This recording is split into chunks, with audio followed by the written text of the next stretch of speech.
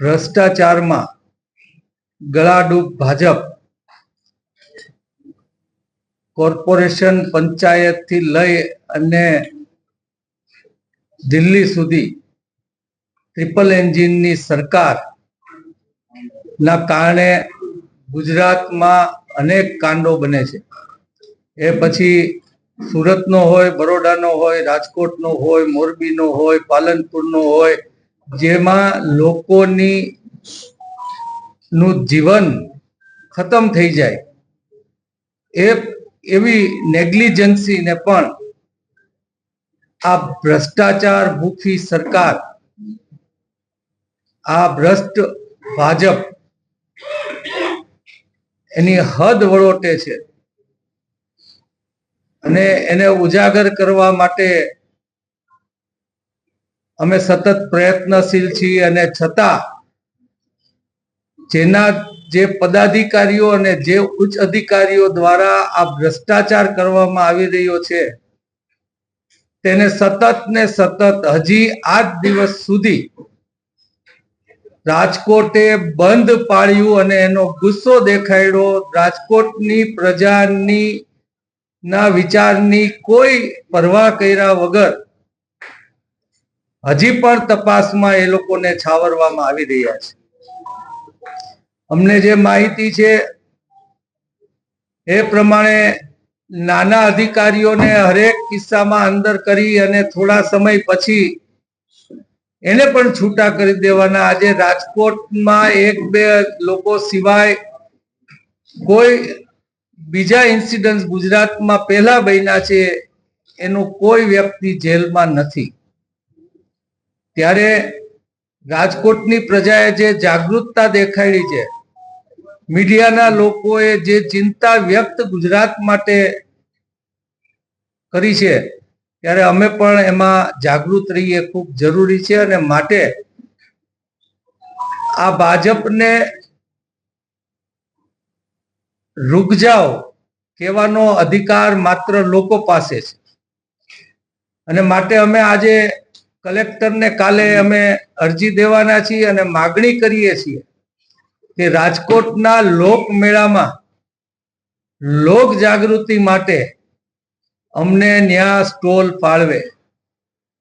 અમારી વાત એ છે કે જો સરકાર એની વાહવાહ કરવા માટેના સ્ટોલ મેળામાં નાખી શકતી હોય તો સરકારની જે નબળી વાત છે એ પણ લોકો સુધી પહોંચવાનો મોકો અમને પણ મળવો જોઈએ.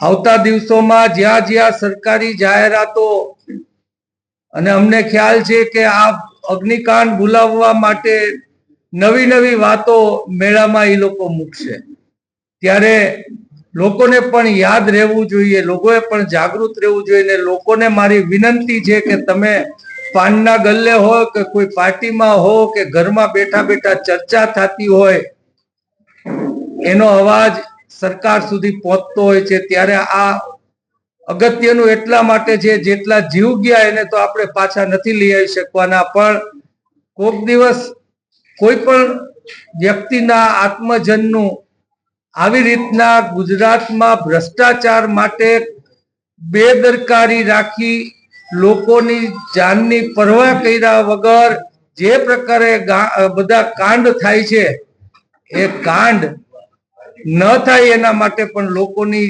જાગૃતિ જરૂરી છે. ઘરમાં બેઠા બેઠા લોકોએ ચર્ચા કરી કે કોરોનામાં બાટલા નથી મળતી, ત્યારે પણ સરકારને વાત પહોંચી ગઈ હતી. આજે પણ એ જ ચર્ચા થવી જોઈએ કે જો સરકાર રાજકોટની અગ્નિકાંડ બાબતમાં જાગૃત નહીં થાય તો આવતા દિવસોમાં અમે એને મુશ્કેલીમાં મૂકી દેશું. આવી ચર્ચા પણ લોકોએ કરવાનું ચાલુ કરવું જોઈએ અને એના માટે એમને જાગૃત કરવાનું કામ અમે મેળા દ્વારા કે એના પછીના પ્રસંગો આવશે એ દરેક પ્રસંગોમાં કરશું. અમને એવી પણ માહિતી છે કે જે એક વ્યક્તિ ભાઈ સાગઠિયાભાઈને અંદર કરી અને ઢાક પીછોડો કરવાનો આ સરકાર દ્વારા નિમાયેલી એજન્સીઓ અને બધા કરી રહ્યા છે, ત્યારે મુખ્ય આરોપી બહાર છે એ અમારી ચિંતા છે. ભ્રષ્ટાચાર લેનાર પકડાણો છે, ભ્રષ્ટાચાર કરનાર હજી એને છાવરવામાં આવી રહ્યા છે. અને અમારી માહિતી મુજબ ભાઈ સાગઠિયાભાઈએ નામ પણ આપ્યા છે ભાજપના પદાધિકારીઓના.